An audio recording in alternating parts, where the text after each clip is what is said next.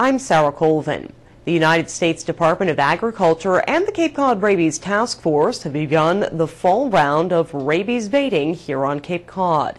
The semi-annual baiting takes place in two phases, one which includes stationary bait stations placed in key areas around the Cape, and another which has USDA staff and volunteers hand-tossing coated sachet baits in other key areas.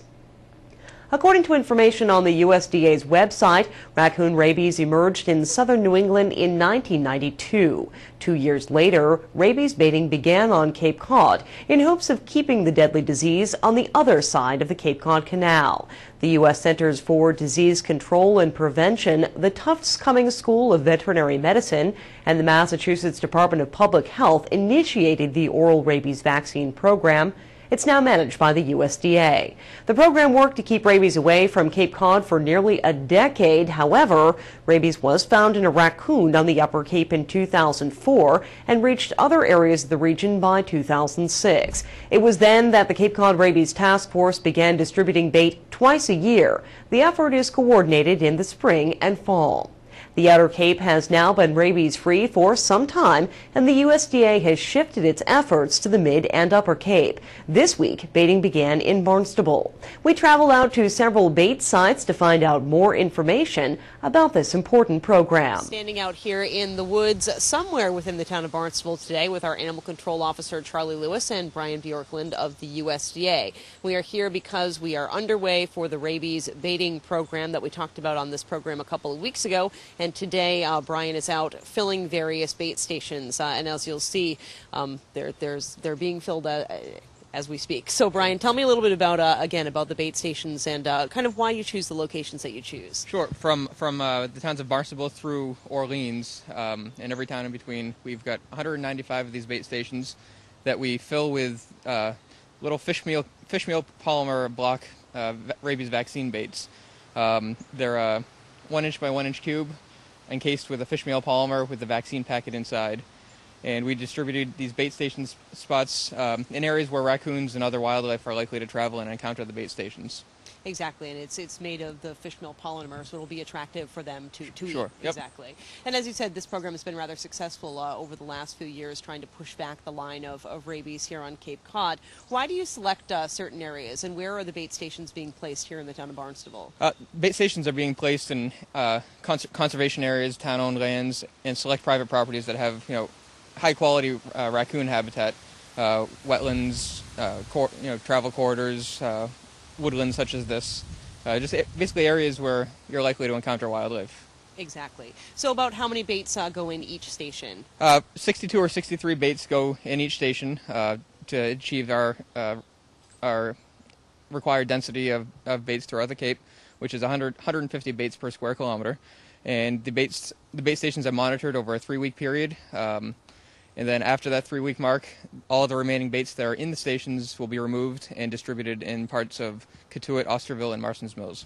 Great. And where else besides Barnstable are these bait stations being put up?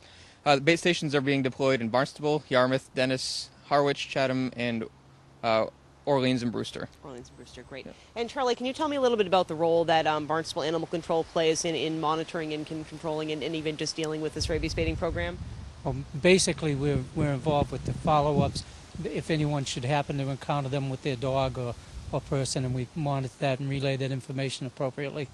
And our goal mainly is to make sure that all dogs are on a leash during this time frame and they don't have any encounters with the baits. Exactly, and as we mentioned before, these aren't harmful should your dog eat them, but we do want to make sure that they are eaten primarily by the raccoons, correct? That's correct.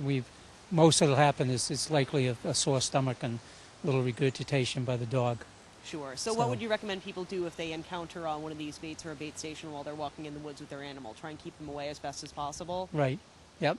And if they do notice that there's a lot of dog activity, if they call us, we can perhaps make a little arrangement to monitor that particular station a little better and keep animals away from it that shouldn't be in it. We would take and just educate. Great. All right, well, we're going to go fill some more stations and ask some more questions. Thank you so much. Thank you.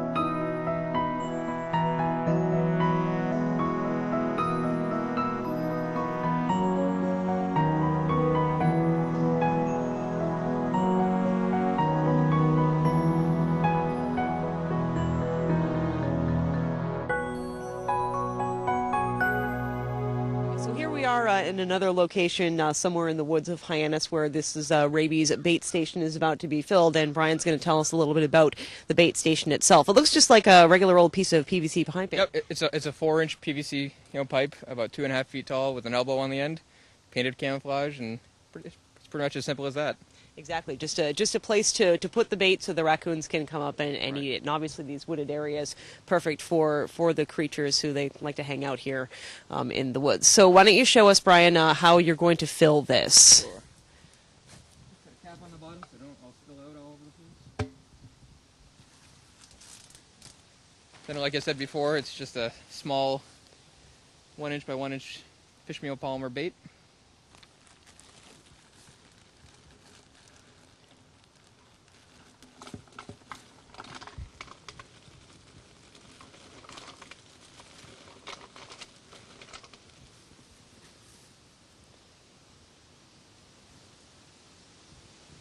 And the cap just comes right off, goes on the top.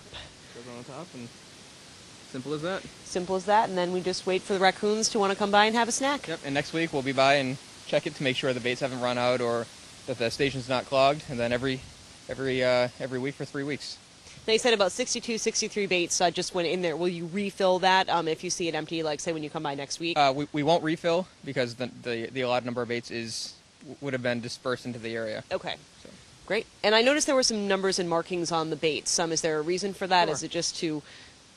It basically explains what it is, rabies vaccine, that it's a live vaccinia vector, do not disturb, the manufacturer, and then a phone number to call if you or your pet was to come into contact with the bait. Oh, great. So say if you're out in the woods and you're not aware of what the program is going on and you find one of these weird things, it's all the information is right on there. Yep. That's great to know. It's a 1-800 number, and that gets forwarded to Massachusetts DPH, and then they'll forward... they'll either give you the information that you need or pass on the call to me. Great.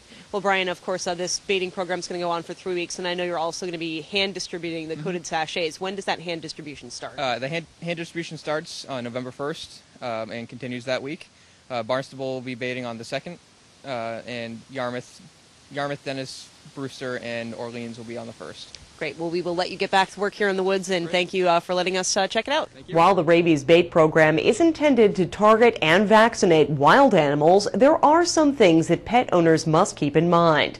When it comes to the baits themselves, they're not harmful if swallowed, but you are asked to keep your pets away from them, as the intention is for raccoons to eat them and then become vaccinated. You want to keep your dogs on leash when walking in the woods this time of year. If you do come across an uneaten bait, you are advised to toss it back in the woods so it can be eaten by the raccoons.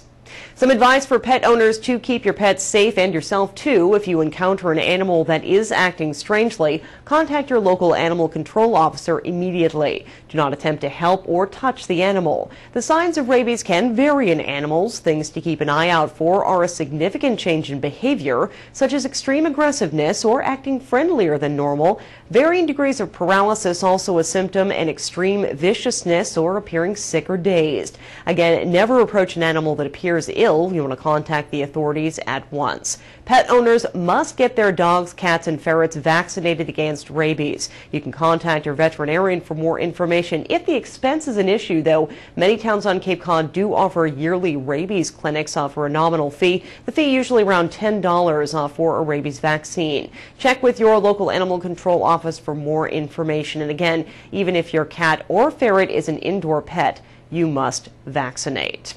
For the town of Barnstable, I'm Sarah Colvin.